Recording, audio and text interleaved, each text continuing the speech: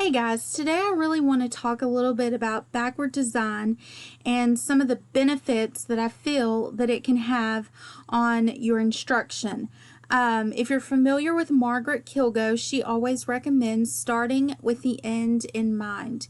And I think that that's such a powerful statement because when we're looking at what we're going to teach, it's always beneficial for us to know where we're going, where we need the students to get, and the tools we need to give them to get there. So I really want us to take a moment today, look at a few examples, and kind of be thinking about how we could implement this in the coming school year to impact student achievement.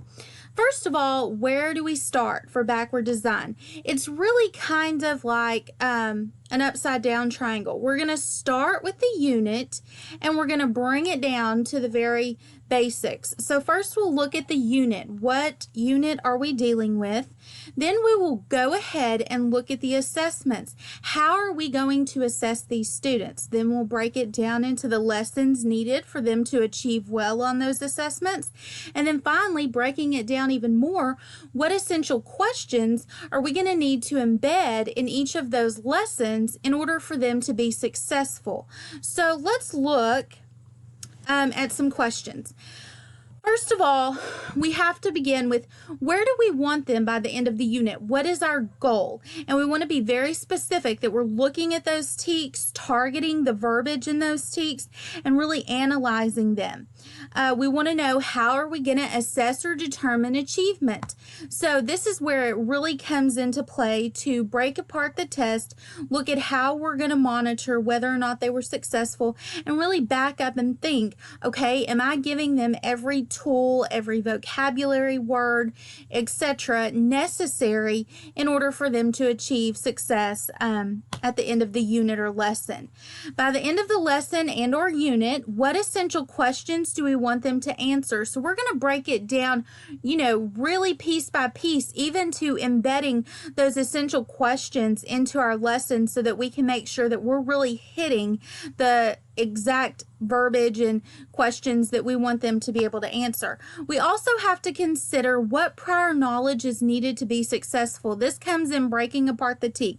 Are there any vocabulary terms that they might need to be familiar with in order to be successful with this TEK? And then are there any embedded tasks within the TEK, things that they're going to have to know in order to be successful? So let's look at an example of a 6th grade math TEK.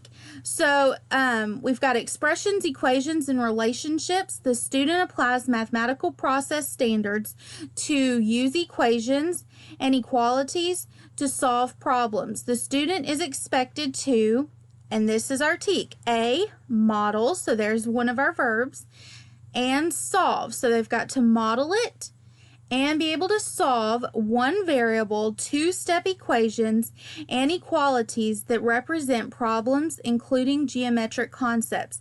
One of the reasons I chose this particular TEK for us to kind of break apart, you'll see in a moment, is it's kind of one of the things that I've seen personally students struggle with a lot. A very simple problem, but there are some embedded factors that really make it essential for us to do our job of teaching them kind of every way possible that this question could be asked on a test. So let's go ahead and look at how we will assess this or how the state has assessed this. I always recommend, if you are on a TEK, look at that release test. Look at the way the state tests it. That is a gift. That is what we know TEA is how they are questioning it. Look at the verbiage, look at the vocabulary, look at the format, because we want to set them up for success, and we want to make sure that the questions that we're asking on our weekly assessments or just embedded in lessons are of the correct rigor and terminology of what they will see on a state assessment. So let's look at this question right here. This is number 18 from the 2016 released questions, and like I said again, our TEK is 6.10a, which is a readiness standard from reporting category 2 So Holly bought a magazine subscription for a year. She paid $27. Holly wanted to find the price of P, the subscription, each month. She created the model shown to help find this price, and you will notice the strip diagram. What is the price of the subscription each month? This is a very basic problem, but there are so many things in this problem that would cause a student to stumble. So let's really break apart this.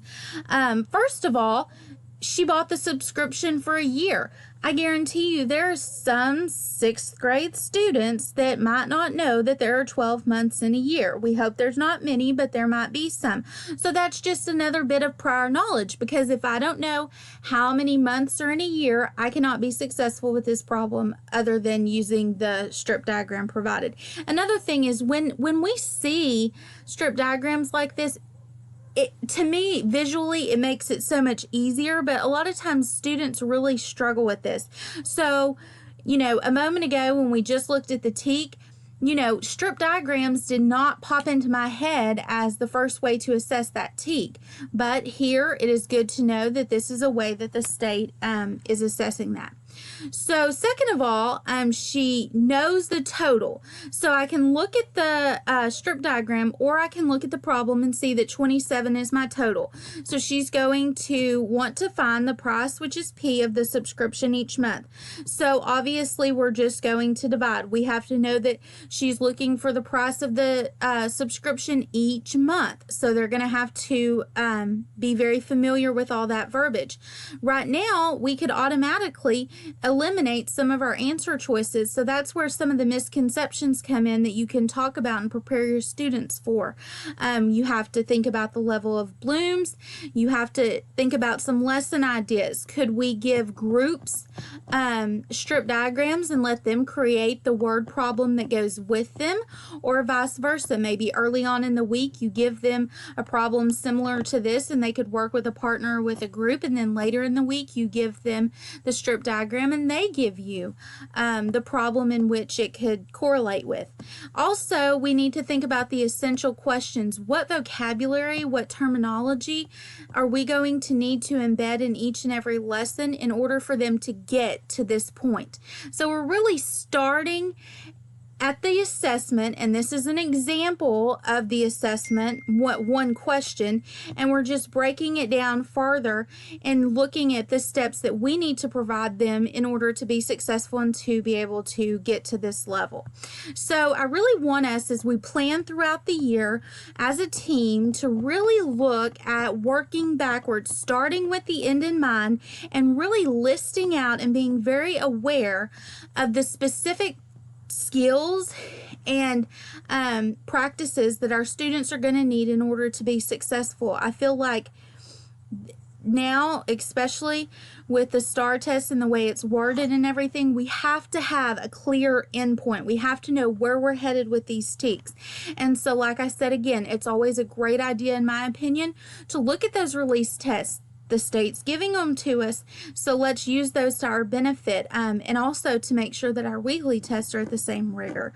So I really look forward to working with you all this year and collaborating together with how we can kind of start with the end in mind and back up from there to benefit our students, student achievement, and in turn better our teaching. So I think it's going to be a great year. I really want us to have some really good conversations like this when we are planning, so that our lessons are at the highest caliber possible.